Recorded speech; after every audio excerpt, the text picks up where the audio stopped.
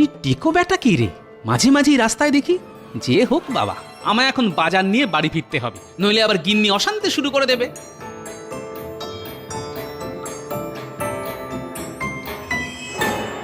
প্রণাম মহারাজ। বলো গুপ্তচর, কি খবর এনেছো?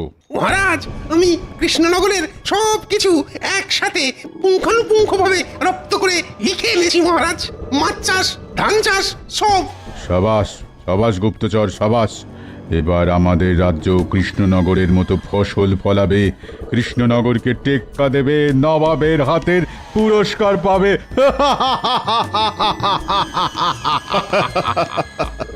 মহারাজ, চাষি ভাইদের সাথে আমি বেশ ভালো মতন বন্ধুত্ব করেছি। এরপর ওদের কাছ থেকে শীতকালের রবি শস্য চাষের পদ্ধতিও জেনে ফেলবো মহারাজ। সাবাস গুপ্তচর, তুমি এই টুলির মতো একেবারে কৃষ্ণনগরে সেঁটে যাও। যখন যা তথ্য পাবে তৎক্ষণাৎ আমাকে জানাবে। অবশ্যই মহারাজ, অবশ্যই, নিশ্চয়ই জানাবো। আচ্ছা ঠিক আছে, এখন এসো। আমার বকশিসটা মহারাজ। মন্ত্রী, গুপ্তচরকে 100 মোহর বকশিস দিয়ে দাও। যথাজ্ঞা মহারাজ।